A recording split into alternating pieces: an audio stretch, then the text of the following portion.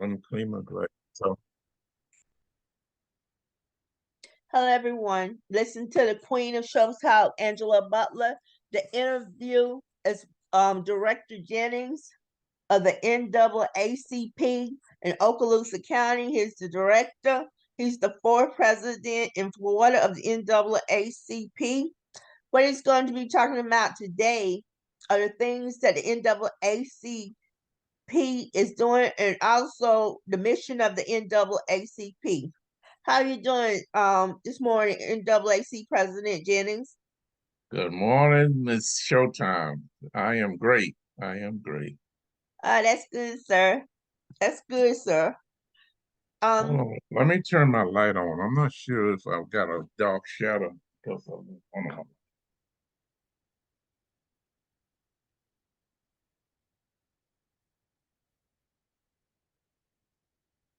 That may be a little better. That's better. yes, sir. That's better. All right. So go ahead, my friend. How are you this morning? I'm doing the best I can this morning. The best I can sometimes is good. I wish we all would do the best we can every Oh, day. all right, all right.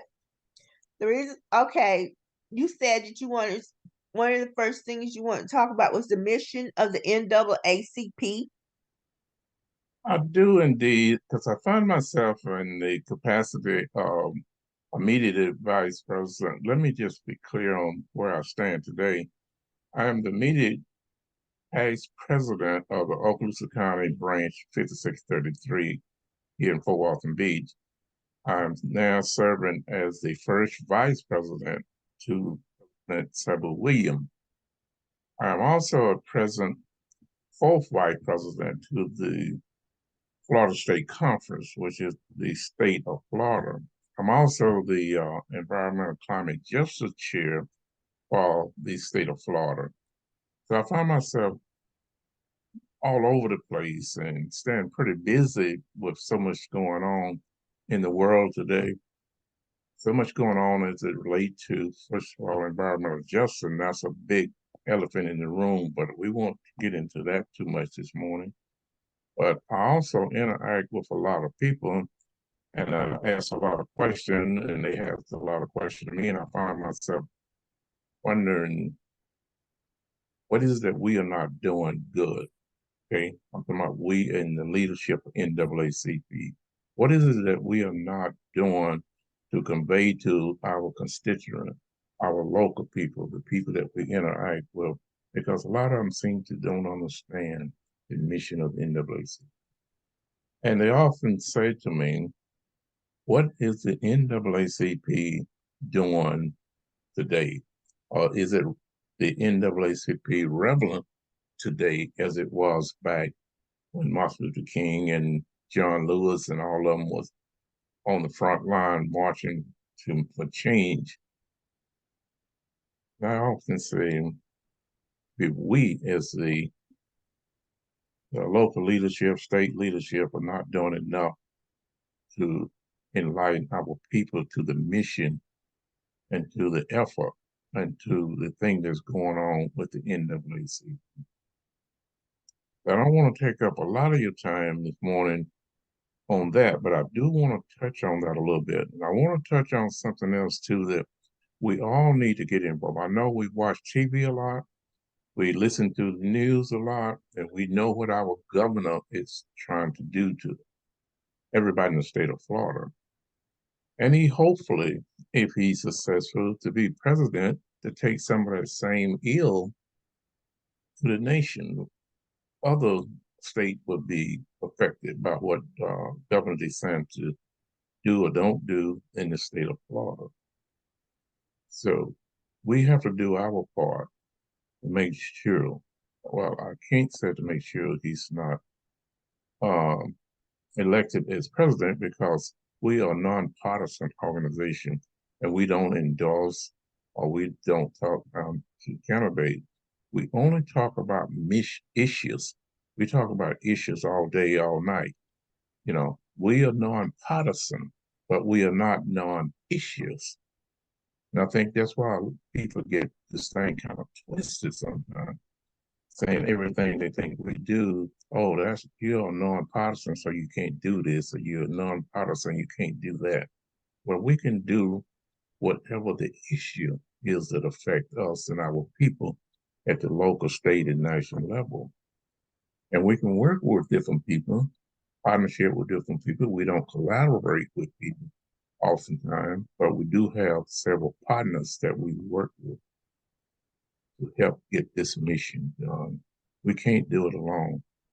We need to stand shoulder to shoulder with other organizations of like-minded and like agenda to help move our agenda.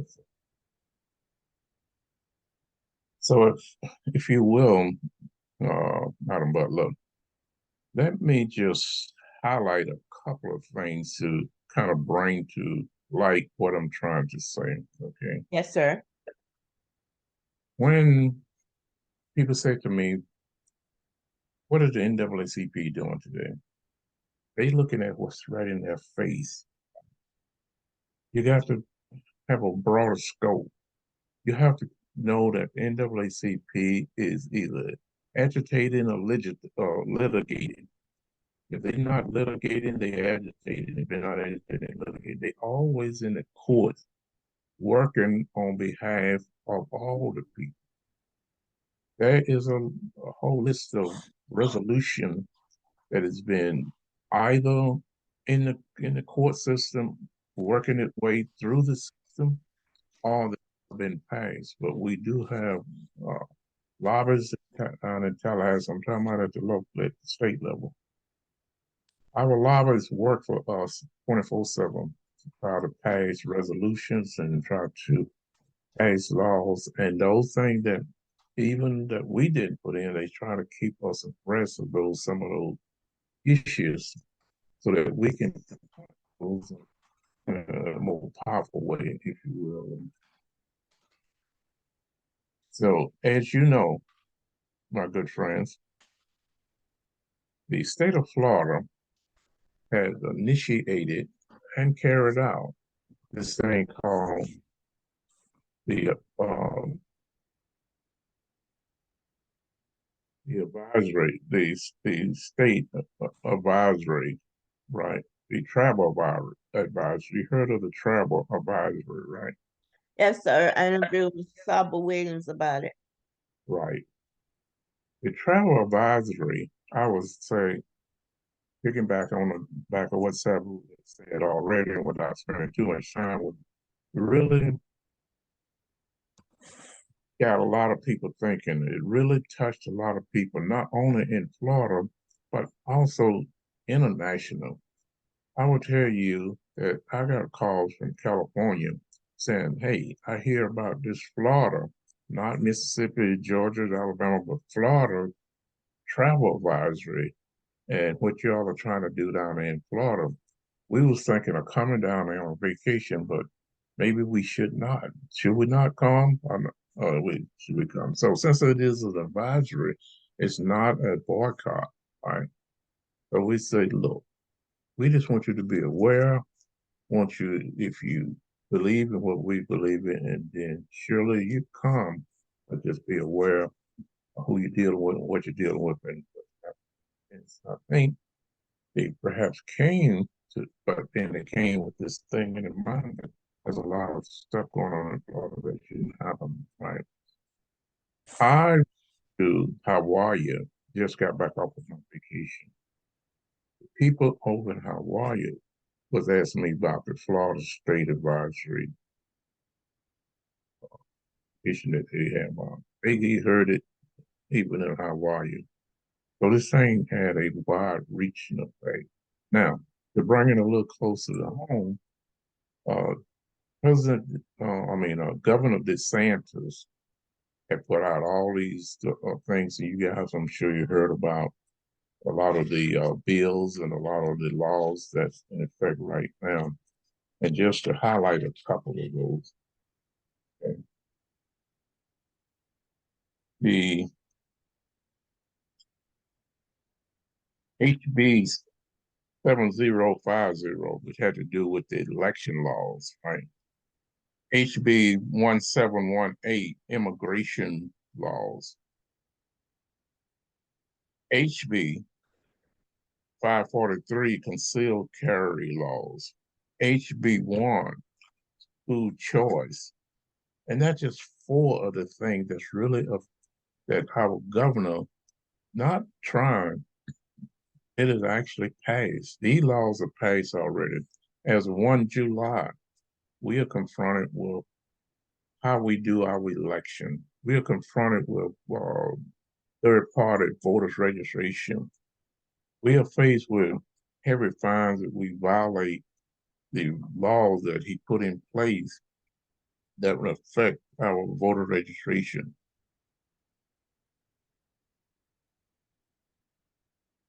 Immigration laws, again, is another that if people are caught bringing people or giving people a ride or looking like they are bringing them into the country illegal, they can be fined for that. Which they had no intention of doing anything illegal, but he can say that they are not cleared and they will go against this law.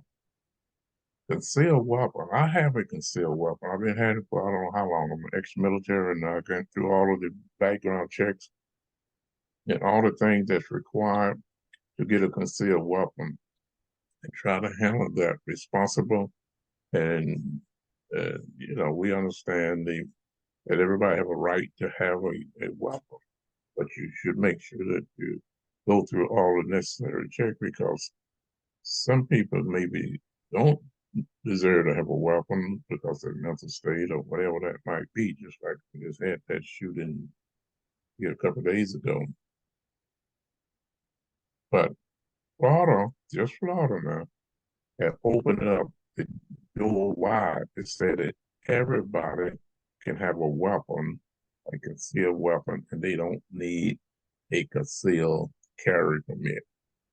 You can have as many weapons as you want to have, and you don't have to go through background. You don't have to go through all of the rigmarole that I did when I got my concealed weapon. But be clear though, if they want to take that weapon across the state line, now they got to comply with whatever the next state law says. So you still may want to get a concealed carry permit if you plan on carrying a weapon across the state line. In the state of Florida, to be clear, you do not need a concealed carry permit as of 1 July. You guys walk around here gang banging all day long with weapons sticking in the band. You don't need anything, according to what you said. Bad news, bad news. So he's made it more accessible to get guns, easier to get guns. Exactly right. You don't have to do a lot of the things that you used to do in order to buy a gun. Crazy. When we're trying to clean up all the weapons on the street, trying to curtail all the shooting going on, trying to make sure that only the responsible people have weapons and they treat them responsible because they're responsible people. School choice. People used to say that we have all these private schools and have all these schools out there other than public schools. But when a child is selected to go to a private school, the fund from that public school follows that child to the next school. But people used to say that if that child came back to the public school, the fund came back with them. I want to clear one thing. If from a public school to a public school, if one child leave one public school, go to another public school, the fund from that school would follow that child to their school. If that child comes back to that public school, the funds also come back to that with that child. So in a public school setting, there is no deprivation in funds in that case. But if the child leave a public school and go to a private school, okay, then they decide, well, the private school is not doing what I want to do. I want to go back to the public school. The funds stay with the private school. Funds don't come back to the public school. Therefore, now the public school has no choice but to take the kids. You can't say, well, your funds stay with the private school. We can't take you. We have to take you anyway. And we're trying to educate you and do all the things that have to do with less money. So the budget is stretched at best. It gets stretched even more while the fund stays at the private school, the school of choice. These are some of the things that affect us locally. They may have happened at state level, they may have happened at national level, but they affect us locally. So he said then, okay, so what is the NAACP doing? That's what they always like to say. What is the NAACP doing about that? Well, NAACP just put together a 15-city bus tour. You know how people go out and do protests and walk and city to city. They did a 15-city bus tour all down through the large city to demonstrate and talk about and educate people of all these things I just talked to you about. So that people will know what do these laws do and how they affect them at their local level. How do it affect them when it comes to voting? Especially when we talk about felonies, that's a long list of stuff about it. And it's a long list of things that we at NAACP can and can't do with the registration. But we still have to encourage our people to go out and vote. The only power that we have against these laws that's already passed now is at the ballot box. If we don't get our people educated and energized and going out and voting, I don't care who you vote for or whatever, I don't care, but just go and vote, but vote responsible. We are going to be in serious trouble with this election.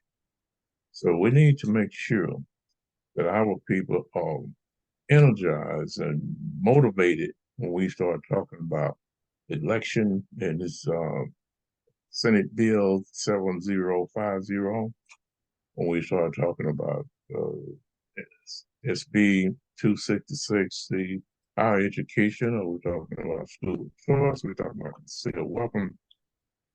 We collectively need to make sure that we'll have the voting booth. Now, one other twist of this election is if you had a vote by mail ballot last year, year before that, as the one July, it's no good. You have to reapply for that vote by mail ballot.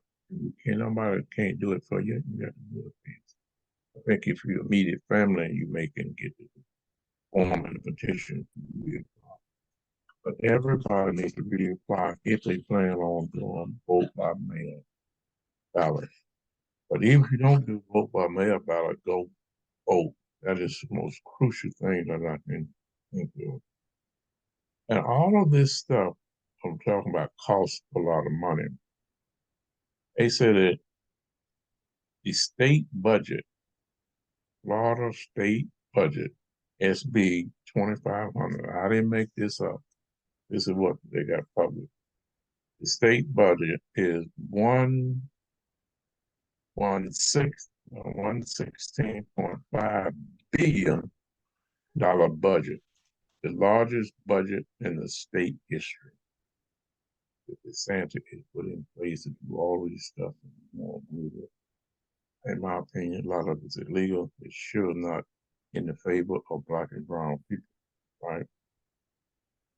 So they go through a lot, and I'm not going to go through and break that $116.5 billion down, but they give a breakdown of what that is all about.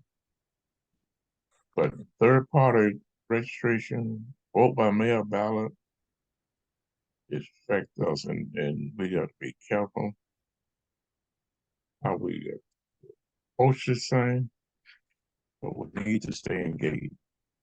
And please, my thing would be to don't let all of this keep you from going to the polls. Don't let this be a voter suppression. In the opinion of a lot of people, mine included, a lot of this stuff is added as a form of voter suppression. Voter suppression means anything you can support, suppress the people, not get them to the vote and not vote, because they know that a lot of the Black and brown people are voting, Black women are voting in mass grow, the minority population is increasing, and this is what a lot of people like Governor Desantis want to curtail and cut back. That's why they, the immigration, the affirmative action bill that it just passed. It's the Supreme Court. This isn't a state now. This is the Supreme Court and not found affirmative action. This is also heard enough. And NAACP folks who said what they're doing, they are addressing this at the national level.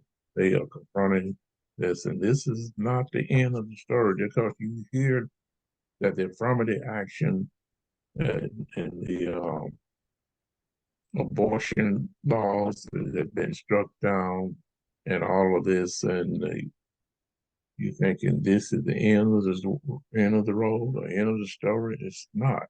There's people still fighting. There's NAACP at national level fighting. There's NAACP state level still fighting behind the scene for what affecting you here in your local community. Because surely the abortion laws are going to affect you here locally in your community. So the NAACP affirmative action affects you here locally. And whether it's a job, and they talk about in school and how your kids get into college and the Ivy League schools, so we can compete at the equal level we call equity, equality, equity, and justice, right?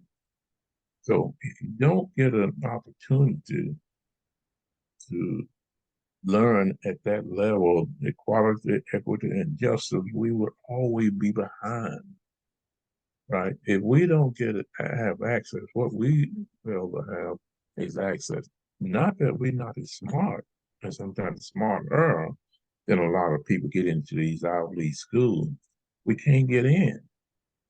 We can't get a chance. We don't get an opportunity. And I think something higher up recognize how smart Black people are, especially Black women. I'm a Black man right now, saying especially Black women, but I have to be truthful about how Black women are really on the move and doing a lot of great things. But if the establishment can keep them out of these Ivy League schools, then that can curtail some of the things that they can do at the higher level, become governor, become president, you know what I mean, become whatever they want to become.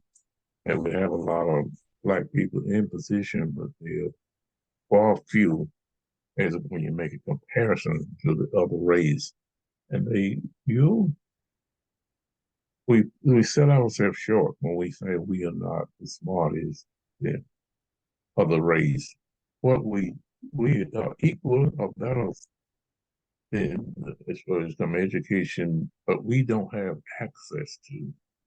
We started out, even if they try to make things say everything is equal now, everybody gonna be on the same playing field. Don't buy that. How can you be on the same level playing field when you already started 10 miles behind? If we're gonna run a race, right? And the race is 10 miles long, and I'm already 5 miles behind you. So we say, okay, now we're gonna start even. Let's just forget about all that history stuff that happened. Let's forget about your parents. It's not a legacy because they didn't go to the Ivy League school, and that's how a lot of the other race get in school through the legacy program, or they get in school through the fact that they had better tutoring, better training on SATs and ACTs and all these standardized tests. And so they get a leg up to get into these schools. But they said, forget all that. forget that. We want to start even today. We want to start on a level playing field. How did that happen? We're already 10 miles behind. When we got to run that much faster trying to catch up, even come up to even par and say we don't, and no, we don't need permanent action. Yes, we do. We don't have access to get into the schools and the ability to compete at that. So I know I rabble on a lot about a lot of stuff, but it just, Yes, sir. Go ahead. I'm learning. There'll be a lot of people who see this interview who will be learning like me. I just have a question. Do you remember the 2020 census? You remember the census? Of right. course you do. When President Trump was in office with the census, he did some things to the census that wasn't that I don't feel was legal. It had a question on there about were you citizens of the United States or something like that, and that hurt funding for Black communities. You're absolutely right. You see, again, we all need to get smart. Also, Director Jennings, I do not believe the census. I believe that Black people in this country are at least 40%. I do not believe the census. I worked on the census. And I believe, once again, I'm repeating myself. I believe the 40%, at least 40% Black Americans in this country. Some may go as other, some may go as biracial, but I believe you combine it all, it's at least 40% of Black Americans in this country. And I don't believe Black people are a minority. I don't believe that because I worked on the census. And the way they do the census, a lot of people don't even open their doors when you go to that house to do the census. So what I'm saying is just the census statistics is wrong about the population of Black people in this country. Why is that? I actually, you work since I work since before too. But why is that? Why is that census is not current or not correct? And you went and knocked on some doors, and other people on your team knocked on doors, and why is not the data there to justify what you just said? People don't always open their doors. There are people who are claiming other races, like biracial, mulatto, or Indian people who are Indian Black, Asian Black, like Kamala Harris, the vice president. Those people are saying they're white. That's the race they identify with. But if you look at the whole American, the all of America, there's a lot of more Black people than that. I believe they do it undercount the census because of funding. Because there will be more funding, especially for urban Black communities.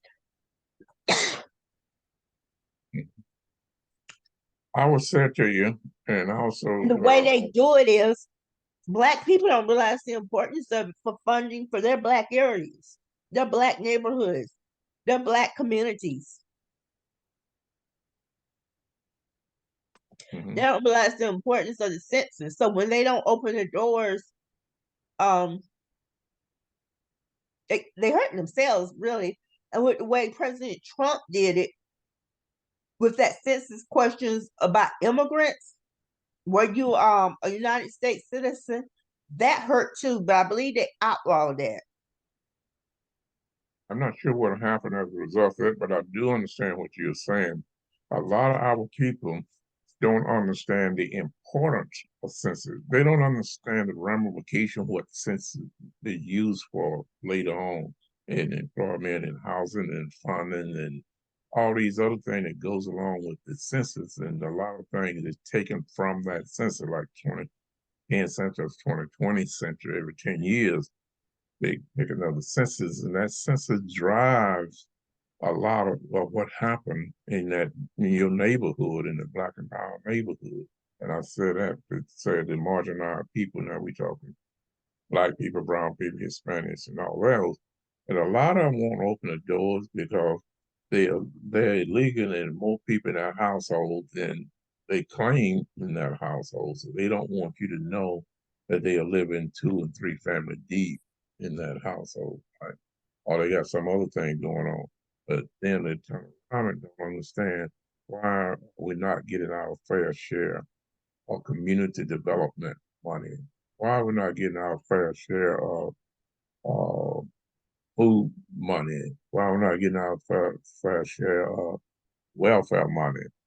Because the data, number one, is doesn't reflect it. And another thing you said about illegal, I mean, questionable census that you know that maybe just not right, and that is when they draw the line and says that you live in a certain neighborhood, that it ties into away from the local income neighborhood, but they may have it drawn over to a higher neighborhood.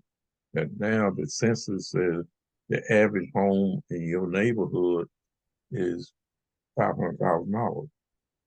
But you know, my home only worth $100,000 is worth that much, you know, 50, 60, $70,000. But it's in the census is all wrong. We have to straighten some of that out here over this county. So what they did, they drew the line, and this was done locally now. Understand who drew the line is our local county commission, our local folks. They drew and included a upper neighborhood in with a lower neighborhood. And so therefore when funding coming down, they said, oh, you're not qualified to get any funding because you in a high district, a high neighborhood, because now you're tied in with this other upper crust neighborhood. So you got to watch all of that stuff. You say you don't trust them, that's a good thing. You don't trust them. We need to all be looking and be involved, because when the county commission every 10 years come out and draw the lines, and the lines determine what resource you get and what they You're send it talking down. about gerrymandering Director Jennings. I'm talking about, yeah, gerrymandering is one thing, and they do it for a lot of reasons, for funding, for political gain, for political seats. Yeah, absolutely right. We have to pay attention to that. Yep. I know here where I live at, they have one county, then they have another county, then they have the county I live in again. What they do is gerrymandered. They put another county in between the county that I live in, cut down the power of the black vote. That's been like ever since I can remember. Also, don't have people fighting in those areas for fair election. We call taxation without representation. Yes, sir, that's exactly what it's called. Taxation without representation. That's exactly what it's called, sir. So we got to fight to do. We got work to do. We can't stop, and we cannot afford to let people use all of that and disenfranchise us and suppress our vote, and we stay home. Worst thing in the world. The thing that you can do, everybody can do, education wise, or what zip code you in, or how much your income make, that nothing to do with the fact that you vote. You can vote to make it. And I will leave you with one good gun point, and I hope you can drive home in your show. That a lot of our people think And the reason I said this because they said it to me personally. Mr. Jennings, I don't vote in the local election. I only vote in the general election.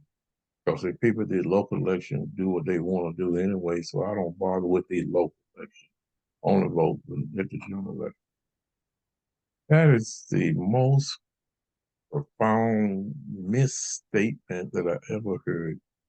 Because it's the local level that controls your everyday life. The local election says who's going to fix your potholes, who's going to put lights on your street, who's going to fix your water runoff, who's going to fix your flood issue, who is going to make sure that you get the funding you need for your grandmother, your grandmothers in the low to modern era, and look out for that particular census tract is on track and tracking what it's supposed to get better. At your local level, I would contend that your local level is more important than your general election, quite frankly.